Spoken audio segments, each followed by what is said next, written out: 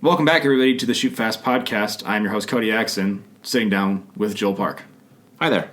So today is our SHOT Show Roundup episode. We're going to talk about all the new guns and gear, and it's going to be awesome. No, please don't. No, that's not happening. Lots of selfies. If we ever do an unironic episode titled SHOT Show Roundup, then we have been kidnapped and we are signaling for help. So call the authorities if we ever do an episode called SHOT Show Roundup, because who could possibly care? Like, there's a new suppressor or something, or Suppressors are boss, yo.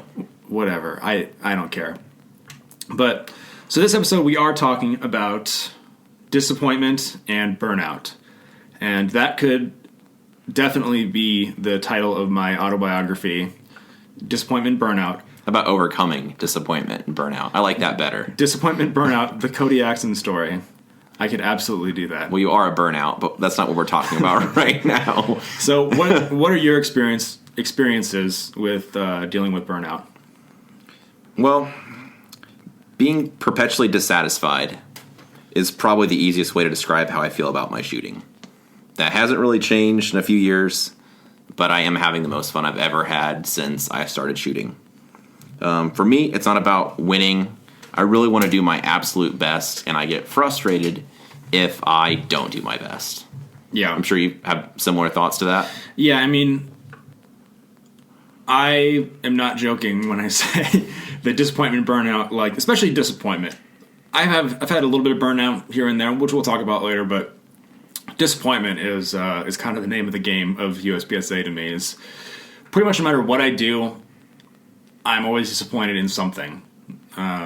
That's something that I've kind of fixed over time and realigned my thinking, because shooting a game is supposed to be fun, and for a while there it wasn't that fun because all I did was just be disappointed all the time. And get smashed. Yeah. So, you know, we've previously talked about if you want to be good, you gotta kind of hate yourself a little bit to an extent. You have to have that desire to figure out what's going wrong and wanting to get better. But everyone works differently. You don't have to, like, go home and cut or something because you didn't shoot the way you wanted to. Yeah, that's not productive. So there has to be a balance to that. Yeah. So I mean, what does it feel like to you? I mean, what kind of disappointment are we talking here? You're not going home and cutting yourself, are you? No. Okay. No chance.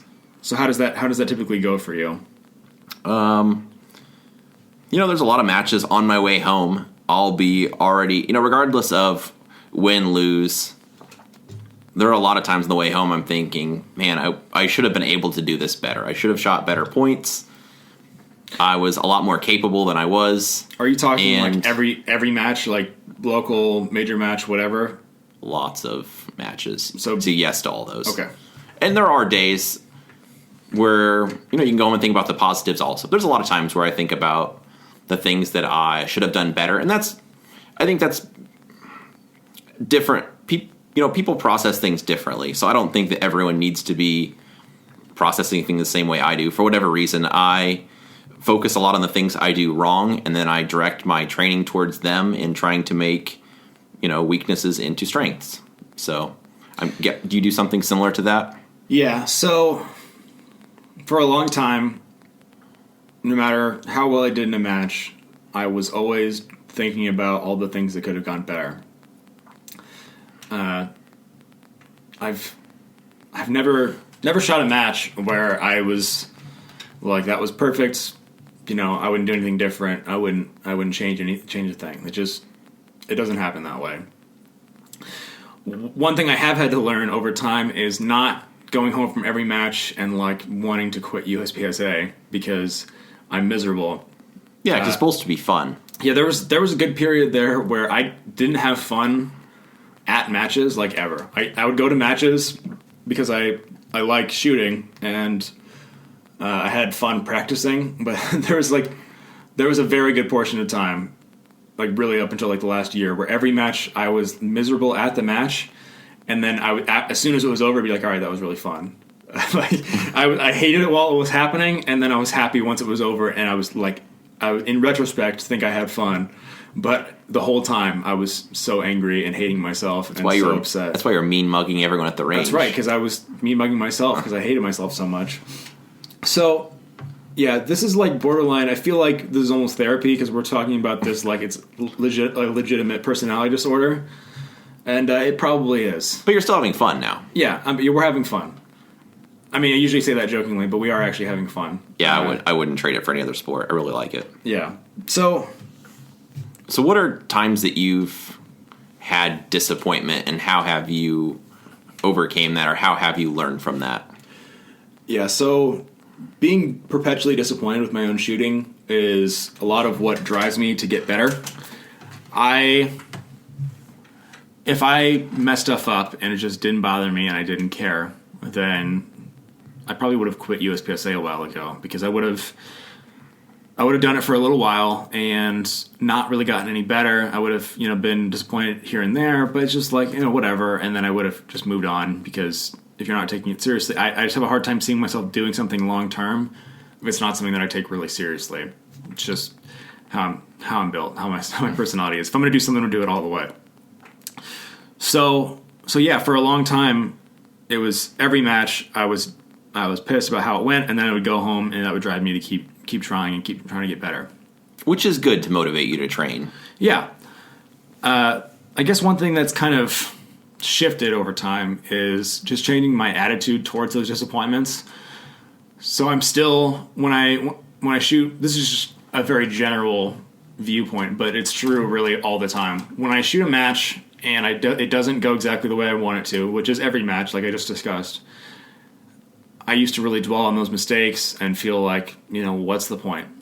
What's the point of practicing so much and putting so much time into this sport if I'm not going to be really good? And if I could interject, I don't think that's classification dependent either. No. Because there's dudes in D and C class that are, like approaching rage quitting because they want to get to B class and it's not happening. So I just wanted to point out that it doesn't matter what point.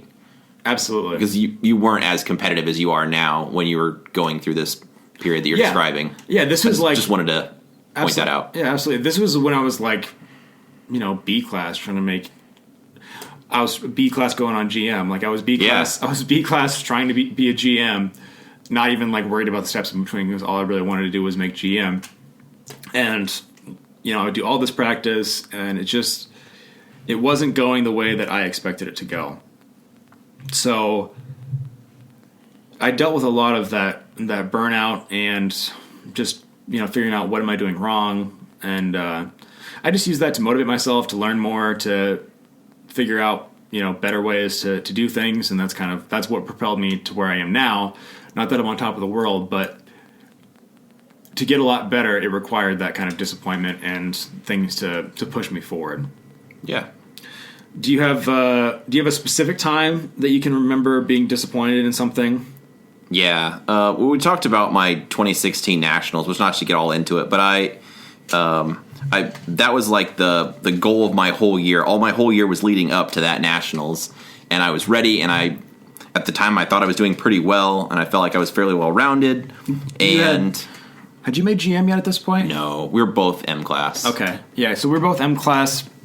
We were at a very similar level. I had done Nationals the year before, and I'd gotten like 55th. So I think, and we'd practiced together a lot, and we were very similar. You were actually you were better on certain stuff, and it's just kind of like give or take on the day. We're pretty equal. Yeah, we were going back and forth for sure. So I think in both of our minds, it's like, all right, we should both do better than 55th, because that was kind of what I did last year, and we're both better than I was last year. Yeah, and that was so. I trained really hard. I skipped area 3. Really doubled down on shooting and shot a bunch of rounds. Thought I was pretty good. When I got there, I was nervous. I was making mistakes.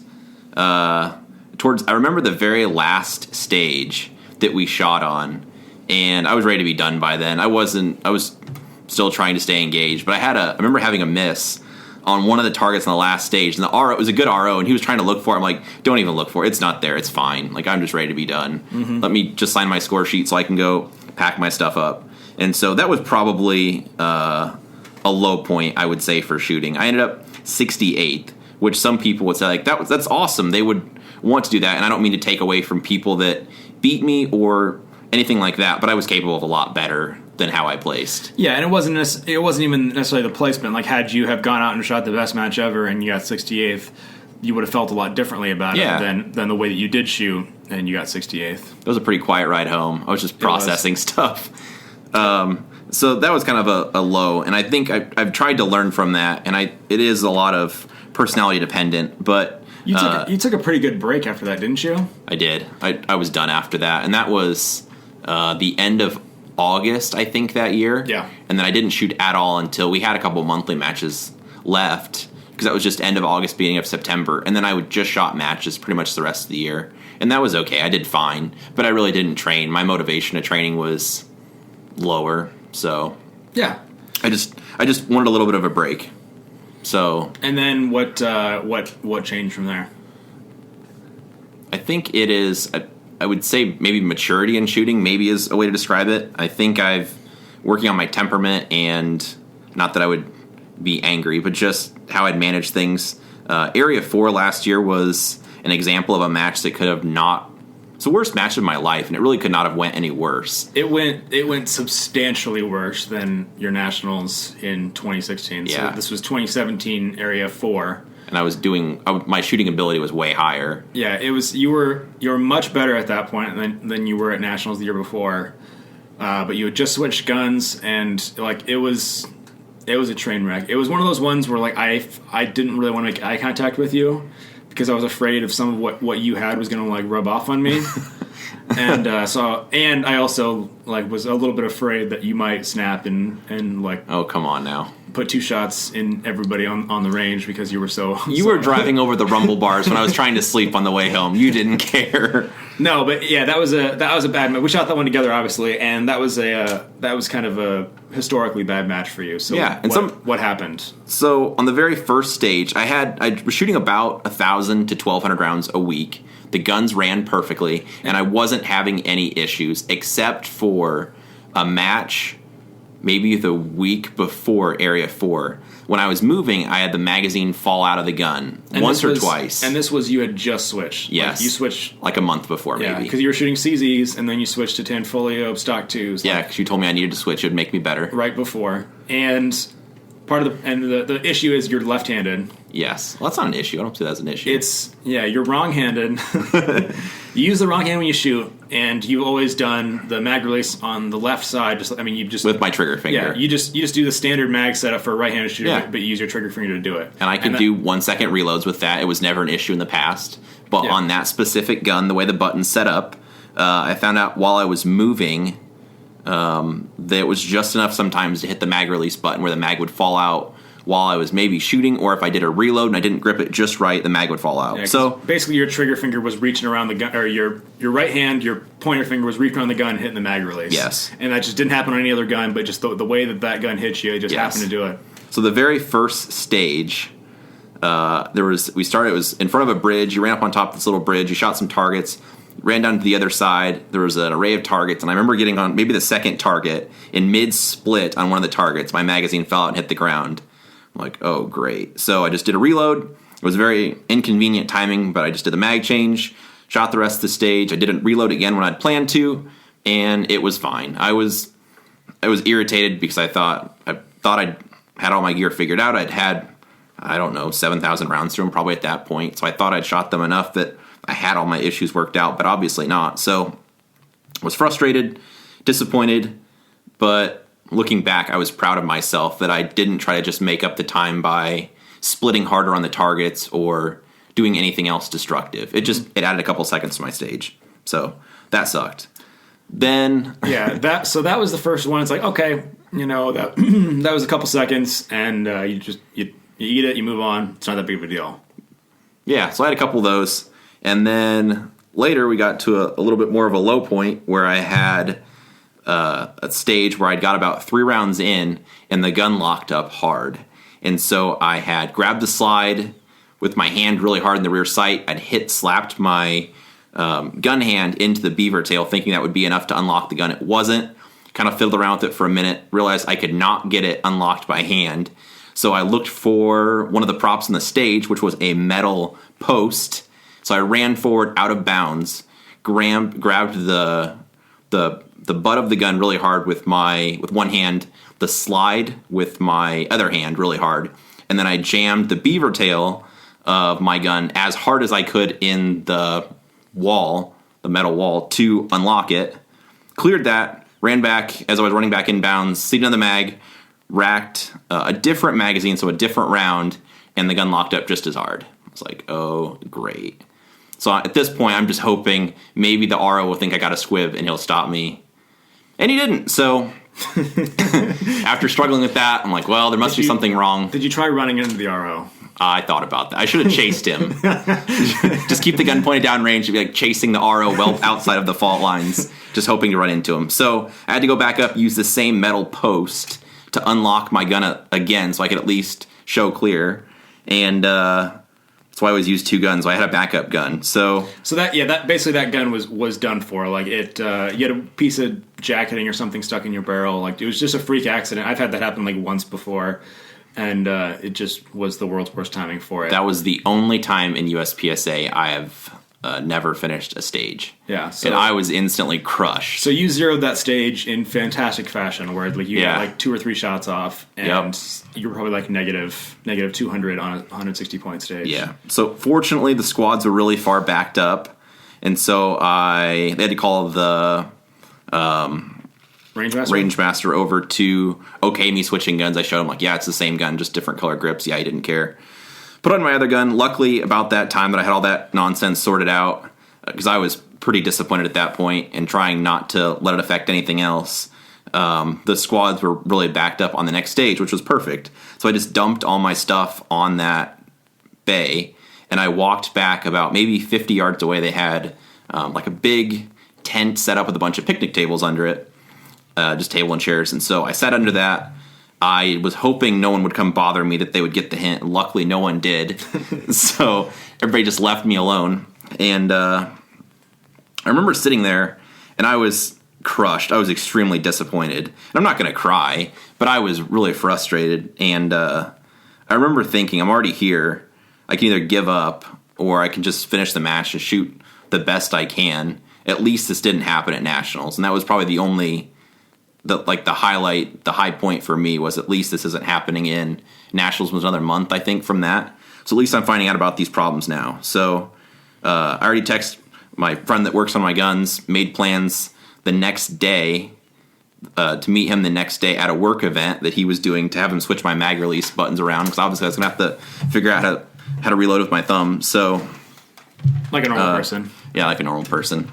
So I kind of sat there, just chatted with people, texting, not with people around me, and just kind of disconnected from the match a little bit, which I think was the right thing to do at the time. So yeah, and then you came back. I think we had like 2 or 3 stages left, and you were shooting pretty well. Yeah, and then what happens? Well, because things couldn't get any worse, they did. So there was a stage where your gun, I don't know if your gun was loaded or unloaded, but all your mags were on the table, and all reloads had to come from the table.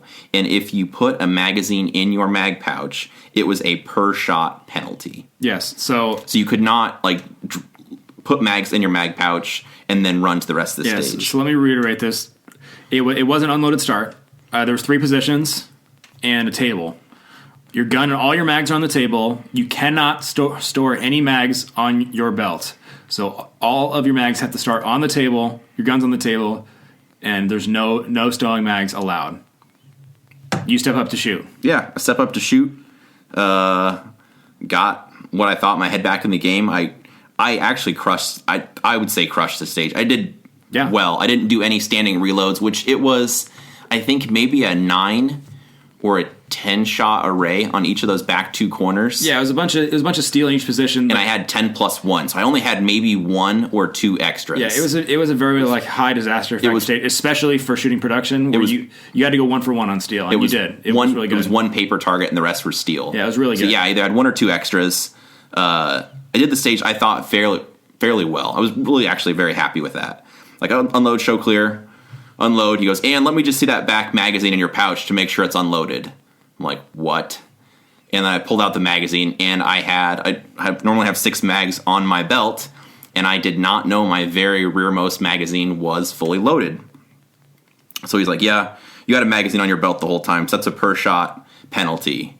I'm like, I didn't know it was there. You could have stopped me. Nope, that's just the way it is. So as things would have it, Troy was standing behind us. Troy is the director, or he's the guy who makes the rules in USPSA. There you go. He's the godfather of USPSA rules. I don't know what it's the DNROI. I don't even know. Yeah, RNOI. Whatever it is. He's the guy. So he was, just by whatever chance, was standing there, and he'd watched me shoot, and he was 15 yards behind us.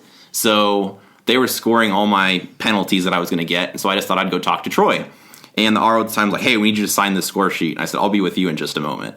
And so I went over and just calmly explained what had happened. He shook his hand like, yeah, I know, I saw it all. And so I said, I didn't know the magazine was there. I never touched it. It didn't offer me any benefit. And I realized he didn't do anything wrong. So I just stated my case. A few of my fellow competitors stepped up. They also felt it did not give me any advantage.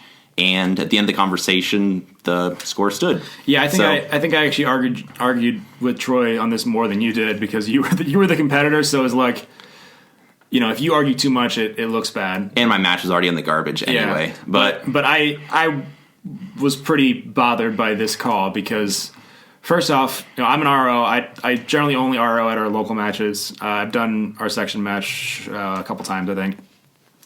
But if the start position mandates that there's no mags on your belt, and then the RO allows you to start with a mag on your belt, to me that is the RO's fault, and the RO should stop you and have you restart, or let you know, hey, you have a mag in your back pouch, go and throw that on the table or take it off. That's exactly what I would do if I was running that stage, because that's not the start position, and you're not supposed to start somebody unless they're in the legal start position. Otherwise, it is a reshoot. That is the USPSA rule. However, it was ruled that this is a start condition, I think was the justification that was given to me by the director of the whatever you call it. I gave up fairly easily because it didn't matter at that point. He determined this was not a start position, but a starting condition. So the RO is not obligated to tell you that you're not in the proper start position because it is a starting condition. So that at any rate, so that justification was used to justify hitting you with a per shot penalty for something that gave you absolutely no advantage at all on the stage.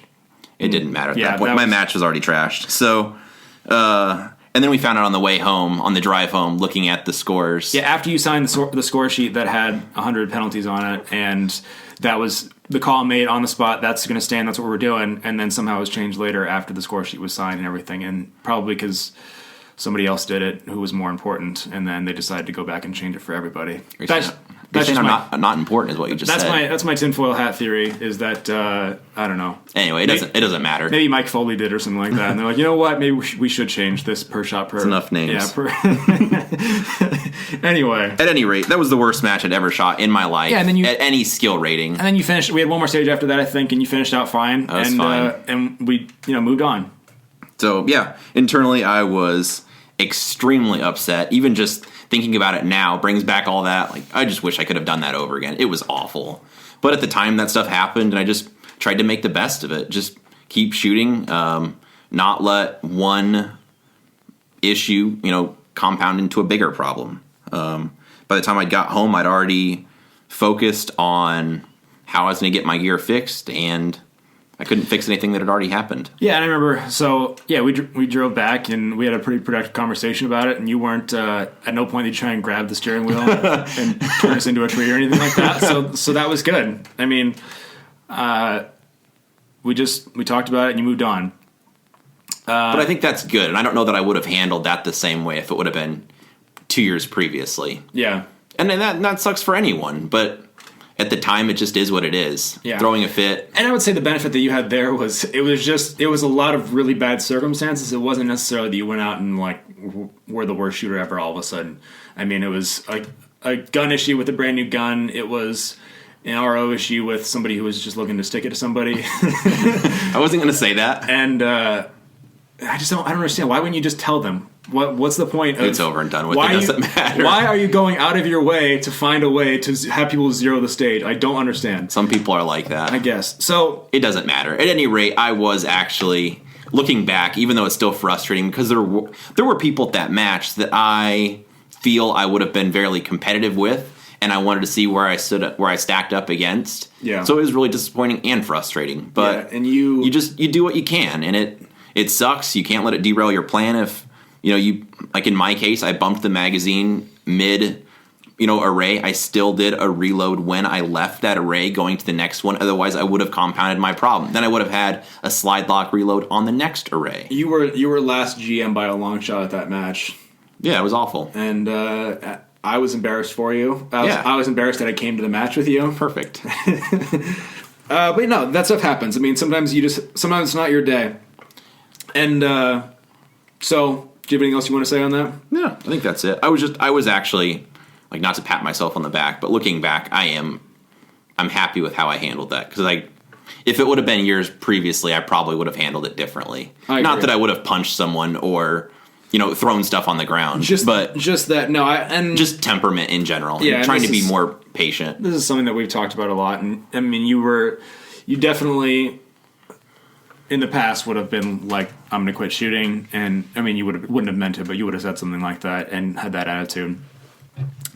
So I want to move on. I do have a particular match story I want to talk about, which is Area 3 every single year. Like every year, something goes terribly wrong for me at Area 3.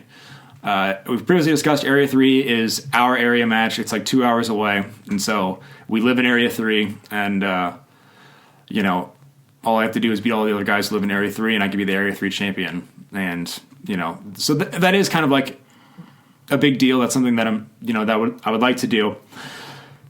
But every single year I go to Area 3, and it's bad. It was the first match in 2014. It's the first match I'd ever gone out of town for a major match. DQ'd on like the third stage. I broke 180 because I didn't walk the stage well enough. Just a minor 180 break. It wasn't anything big, but broke 180, DQ, boom, going home. The next year, I was starting to get pretty good. I think I had just made M class. I'm like, all right, I'm gonna start doing well now. I'm getting serious.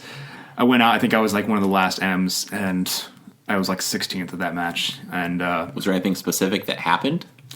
I just lost by a lot. I just was bad. It wasn't really anything specific. It wasn't like you tried too hard, or yeah, I had a lot of penalties. I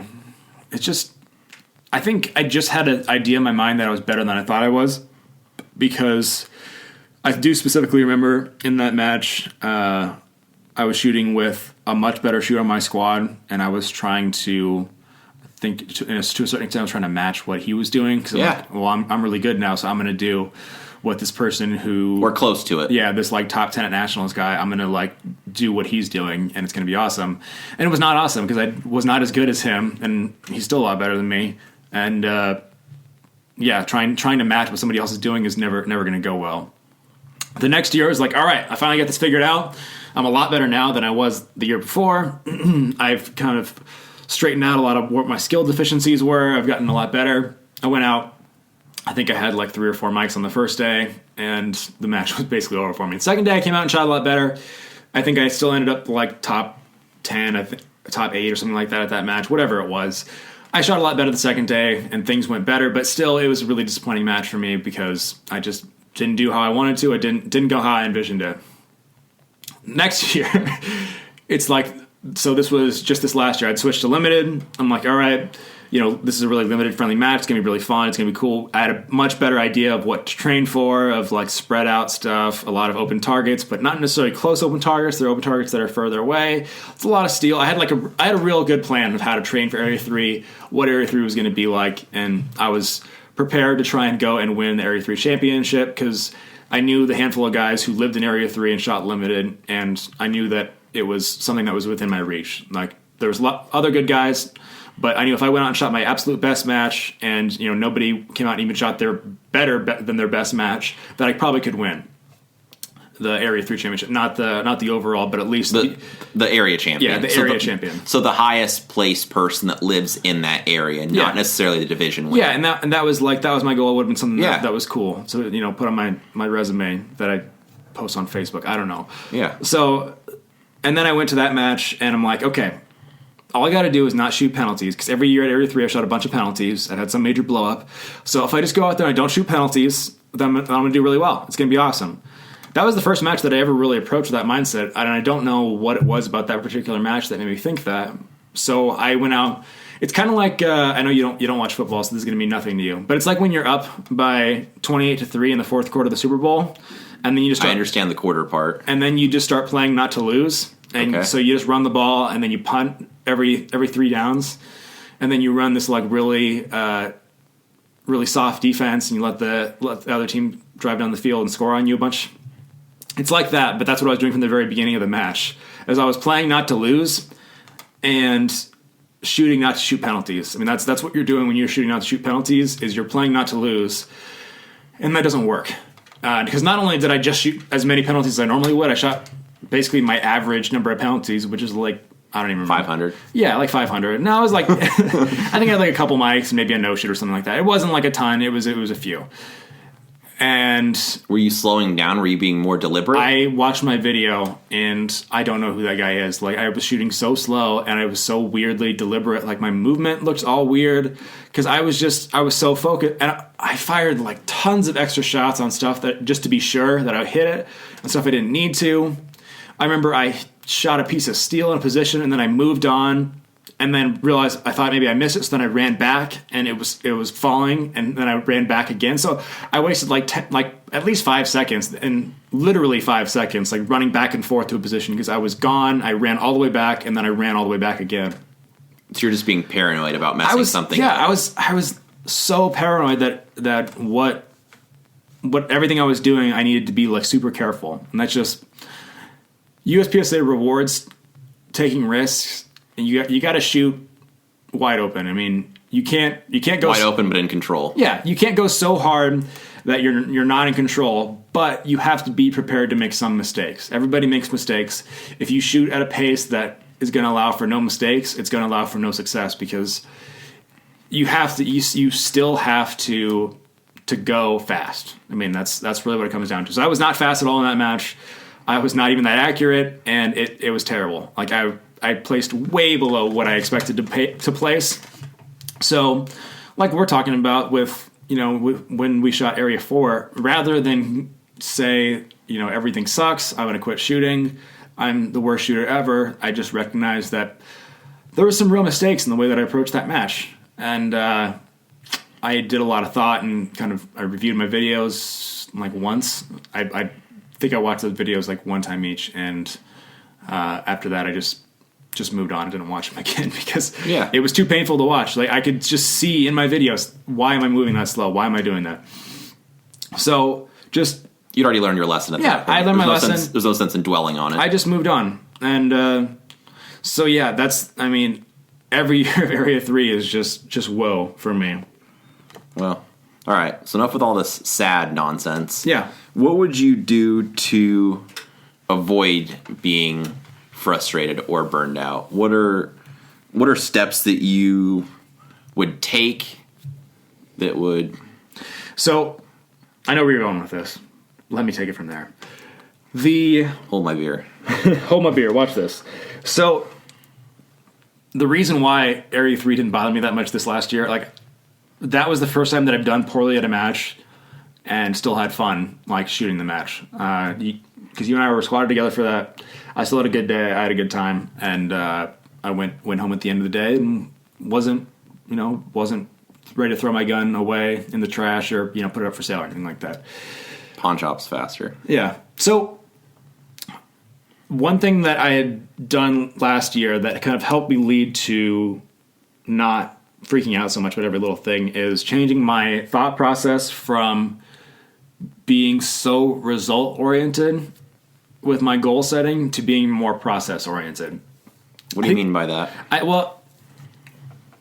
Respect the for whatever reason, that's kind of become a buzzword if you follow sports at all in the last couple of years, where it's this whole thing of respect. Like, people put T-shirts and write on locker room walls and stuff. I don't do any of that, but I have changed the way I think about things. I'm familiar with sports, but I don't watch any of them. So tell me more. So, when I say a process-oriented goal versus a result-oriented goal would be like, I am going to be my area champion, or I am going to win this match, or I'm going to be top 16 at nationals, rather than setting those types of goals, because those goals are dependent on somebody else.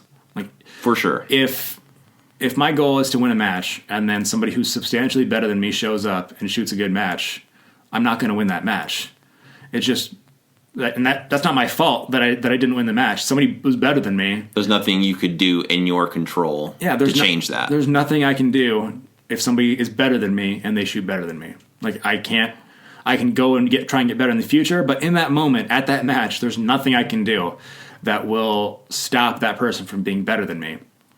So rather than, approaching each match with a result-oriented goal, or approach the year with a result-oriented goal, like saying, hey, in 2018, I'm going to make GM, I'm going to win an area match, I'm going to, rather than looking at things in that lens, I choose to look at things from a process-oriented goal. So instead of saying, I'm going to win these matches, my goal is to dry fire for 15 minutes a day at least.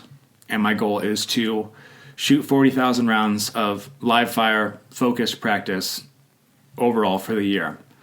So by setting, and then I have some drill times of things that I want to be able to hit that I know are within my reach, that if I work at them, I'll be able to hit them. Like being able to hit 36 out of 36 shots on the dot drill that Ben Steger has in his book.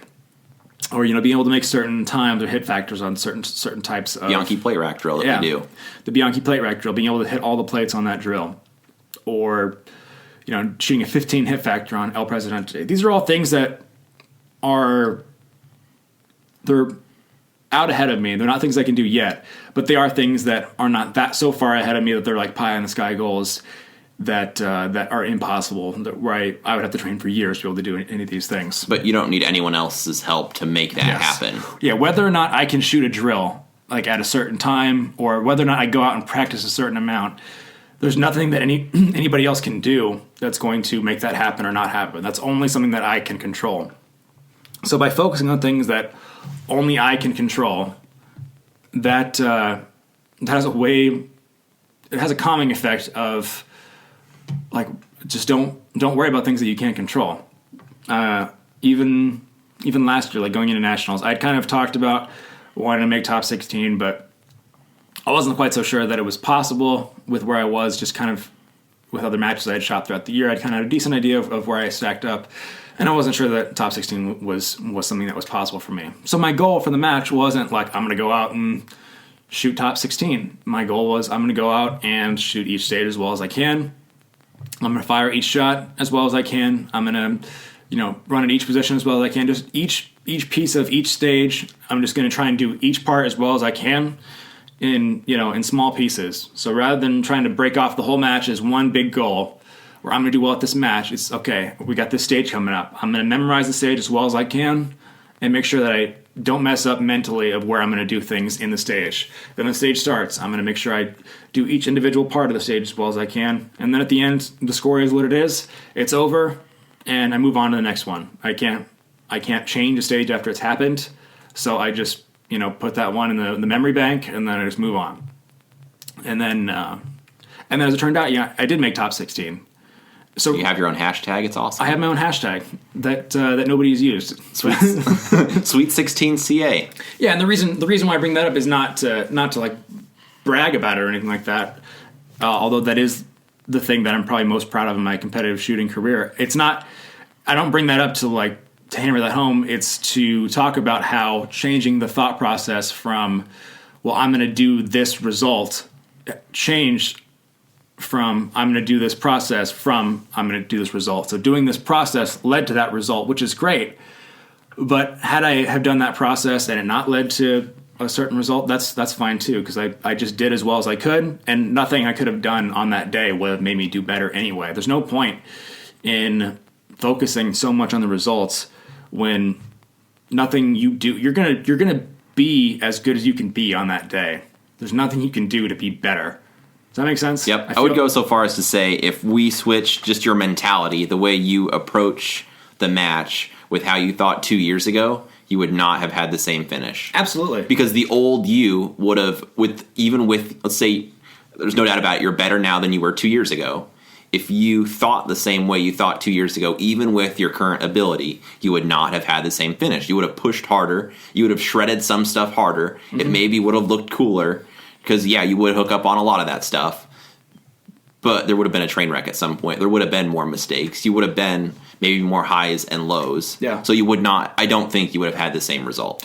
Yeah, and like I remember going into the last day of Nationals, Was the only time you even checked the scores. Oh, I checked the scores. I'd try to impose, I didn't have to hear about it 500 times as much. I had tried to impose that rule myself a bunch of times, and I've given up. Of like, I'm not going to look at the scores until the end of the match. Yeah, I can't do that. I don't. But, so I knew going into the last day of Nationals, I had kind of looked at where other people were. I had a pretty good idea of like, okay, if I go out and shoot well today and don't mess up, then I could probably make top 16, or if not top 16, I'll at least be somewhere where I'm pretty happy with the result. So rather than shoot the first stage of the day and think, okay, if I don't mess this up, I'm going to make top 16, and then the next stage, if I don't mess this up, I'm going to make top 16. Where I'm thinking about the result before things even happen, I would have fallen apart somewhere on that day. But that whole last day was probably one of the best 6 stages I've ever shot. I shot 6 stages in a row. They all went really well. And I was really happy with how I shot on that day. Even with the pressure of knowing that I was about to, like, if I did this, it was going to put me where I want to be. Whereas, like, previously, even shooting local matches, and even now, if I shoot a local match and I want to win, it's a 5-6 stage local match. If I shoot each stage with the result of, or the thought in my mind, I'm going to win the match if I do well on the stage. I'm going to win the match if I do well on the stage. It just, it's a destructive mindset. And it doesn't have to be the match either. It could be your classification and whatever your goal is. Or some dude you want to beat. You just scale this same thought process. But I think a lot of people have this thought process. It's not that this thought process is specific to the exact goals that I have in mind or the exact situations that I'm in. It could be anything. I mean, it could be that like you said, you're trying to win your class, you're trying to beat your friend. I specifically remember shooting a match against you, or it was a Pro-Am match. And I remember that. Yeah, it came down to the last stage. You had already shot. I knew if I cleared the stage, so Pro-Am, you have a par time, you got to shoot down as many steel targets as you can within the par time. It's that style of Pro-Am. We were back and forth that whole day. Yeah, we were back and forth that whole day. This was 6 stages, 5 stages. It was 5 stages, and this was a while ago. So this was like neither of us were nearly as good as we are now, but we both knew that we were like. We're about the same ability. Yeah, we were about the same ability. We were neck and neck. So it came down to the last stage, and you shot before me, so I knew exactly what I needed to do on that stage. I needed to hit every steel target and knock them all down. And I knew I was capable of doing that if I ran the stage of what was possible. Because I left 2, I think, or something like that. Yeah, you left enough up where I had to clear it all, but it was possible. Because I saw you do it. You didn't have a perfect run. And it was good. It was good, but it wasn't amazing. Yeah, you didn't have a perfect run, and I knew if I went out and did really well, I could beat you. That particular experience crushed me.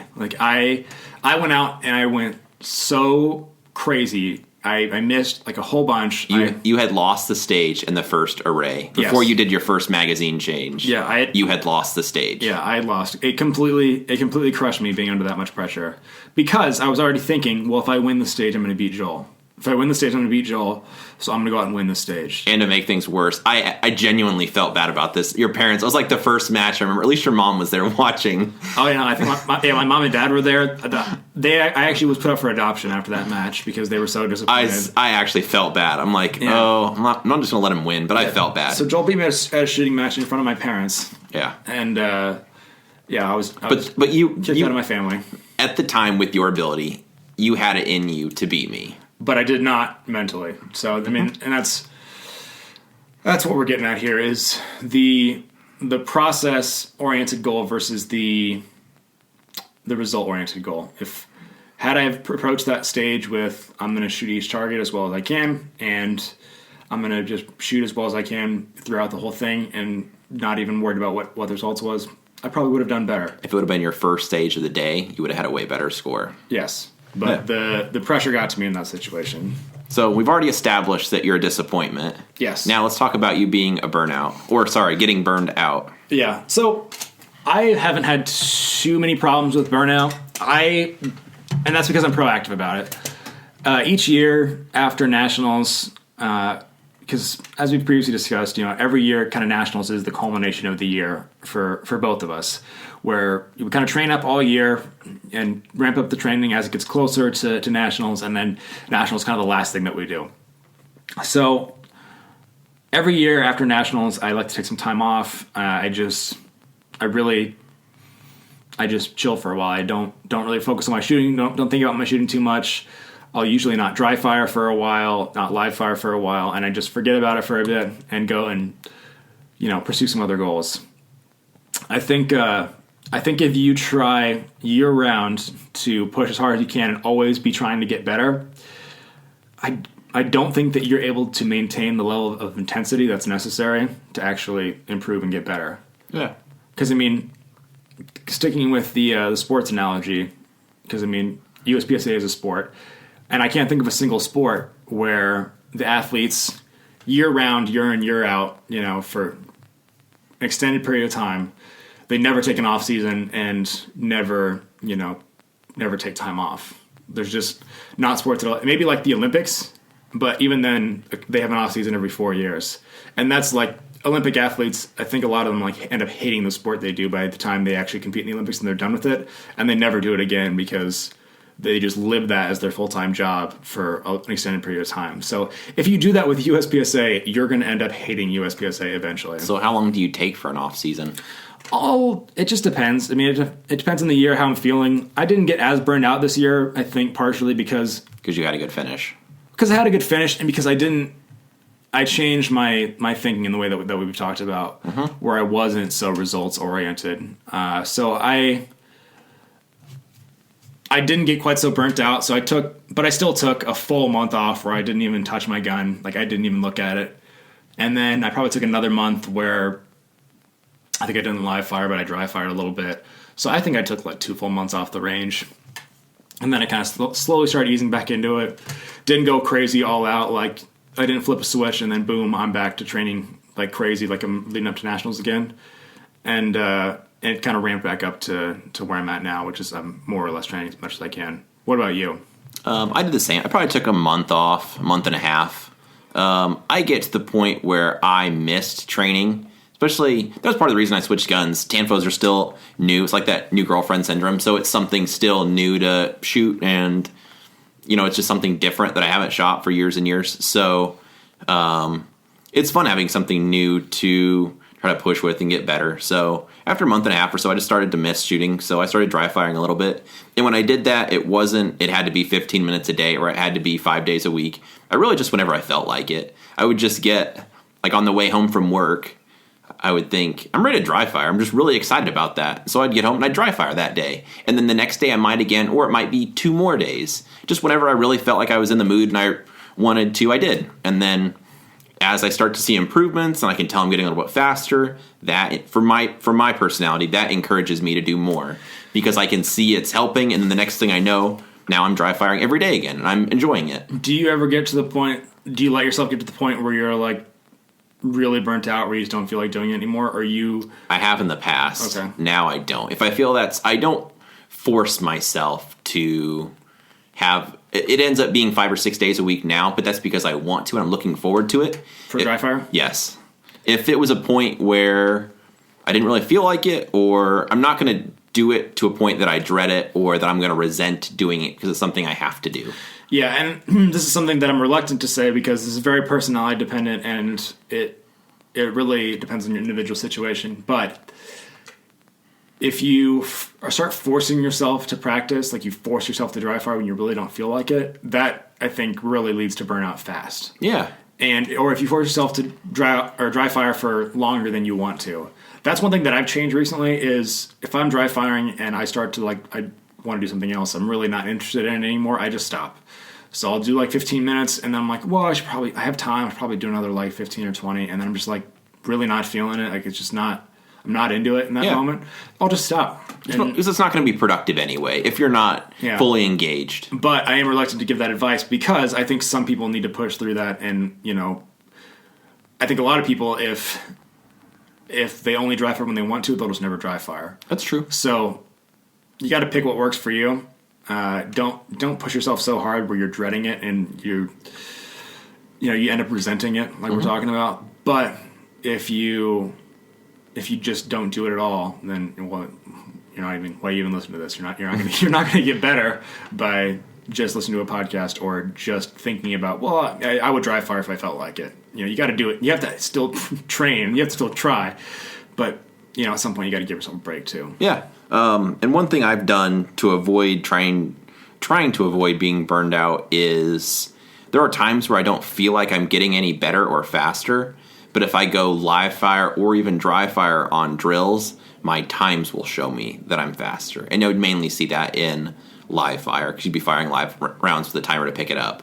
But there's a drill where, I do it, let's say the previous year, and if you do specific drills enough, you'll know kind of what your times are, what draws, reloads, what you should be capable of.